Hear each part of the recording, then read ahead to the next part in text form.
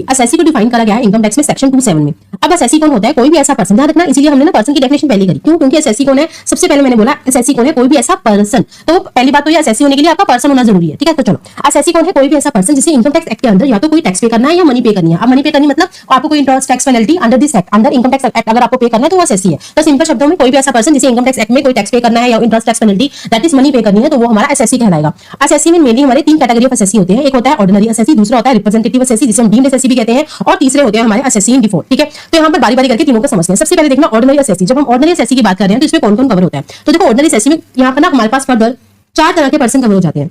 सबसे पहला कौन? कोई भी ऐसा पर्सन जिसके अगेंस्ट इनकम टैक्स में प्रोसीडिंग चल रही है, मतलब उसका इनकम टैक्स में केस लगा हुआ है, या फिर कोई भी ऐसा पर्सन जिसको लॉस हुआ है और उसने इनकम टैक्स एक्ट में लॉस रिटर्न फाइल करी हुई है, या फिर कोई भी ऐसा पर्सन जिसे इनकम टैक्स के अंडर इंटरेस्ट टैक्स या पेनल्टी पेबल है, उसे पे करना है, या फिर कोई भी ऐसा पर्सन जिसे इनकम टैक्स के अंदर कोई रिफंड मिलना है, रिफंड के लिए एंटाइटलमेंट है, तो वो हमारा ऑर्डिनरी असेसी में आ जाएगा। तो ऑर्डिनरी असेसी में 4 तरह के पर्सन। पहला कौन सा? जिसका इनकम टैक्स एक्ट के अंदर कोई प्रोसीडिंग चल रही हो, दूसरा जिसको लॉस हुआ लॉस रिटर्न फाइल करी हो, तीसरा इंटरेस्ट टैक्स पेनल्टी पे करनी हो, चौथा जिसको इनकम टैक्स में रिफंड का एंटाइटलमेंट मतलब उसका रिफंड लेना बनता है, तो वो मेरे ऑर्डिनरी असेसी में कवर हो जाएंगे। नेक्स्ट आते हैं रिप्रेजेंटेटिव या डीम्ड असेसी। अब देखना इसमें कौन कौन आते हैं। रिप्रेजेंटेटिव या डीम्ड असेसी मतलब पहली बात तो ये, इसमें वो पर्सन आएंगे ना, कभी कभार क्या होता है कोई भी पर्सन ऐसा हो सकता है जिसको खुद की इनकम में लॉस के लिए रिटर्न फाइल नहीं करनी लेकिन किसी के बिहाफ पर करनी है। अब इसमें मतलब क्या? मतलब हम खुद अपने लिए रिटर्न फाइल नहीं कर रहे लेकिन किसी के बिहाफ पर किसी और को रिप्रेजेंट कर रहे हैं, तो उस केस में आपको रिप्रेजेंटेटिव असेसी या डीम्ड असेसी मान लिया जाता है। अब वो कौन कौन से केस है? तो देखना इसमें भी हमारे पास 4 केस आते हैं। तो सबसे पहला कौन? सबसे पहला केस आता है, मान लीजिए कोई पर्सन है, उसकी डेथ हो जाती है, लेकिन उसकी डेथ होने से पहले उसने क्या है, उसकी जो डेथ हुई है ना वो विल लिख चुका है, मतलब कोई डिसीज पर्सन है लेकिन उसकी जो डेथ हुई है आफ्टर राइटिंग विल, वो ना पीछे विल छोड़कर गया है। तो उस केस में हम क्या करेंगे? जो उसकी प्रॉपर्टी का एग्जीक्यूटर होगा, जो उसकी प्रॉपर्टी का एग्जीक्यूटर होगा उसी को हम लोग क्या मानेंगे? रिप्रेजेंटेटिव असेसी या डीम्ड असेसी।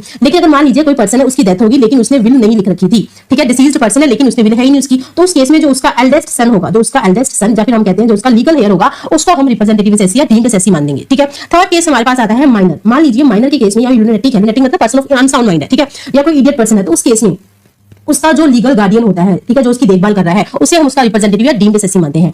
चौथा हमारे पास आता है एनआर। एनआर के केस में जो भी उसके बिहाफ पर एक्ट कर रहा होता है उसे हम कह देते हैं उसका डीम्ड असेसी। नॉर्मली उसके केस में जैसे कि उसका कोई एजेंट होगा जो भी उसके बिहाफ पर मतलब एक्ट कर रहा है, उसी को हम उसका रिप्रेजेंटेटिव असेसी मानते हैं। देन आता है असेसी इन डिफॉल्ट। अब असेसी इन डिफॉल्ट में क्या आता है? देखो नाम ही बता रहा है असेसी इन डिफॉल्ट, तो आपने गलती करी है। मतलब ये कोई भी ऐसा पर्सन, कभी किसी पर्सन को असेसी इन डिफॉल्ट मानते हैं जब आपकी कोई स्टैट्यूटरी ऑब्लिगेशन थी, स्टैट्यूटरी ऑब्लिगेशन को आप फेल टू फुलफिल हो। मतलब क्या?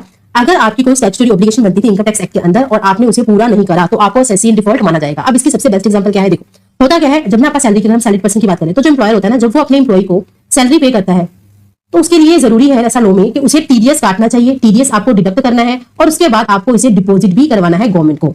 तो मान लीजिए या तो उस पर्सन ने टीडीएस काटा नहीं या फिर उसने काटा पर जमा नहीं करवाया, तो उस केस में आपको असेसी इन डिफॉल्ट माना जाएगा।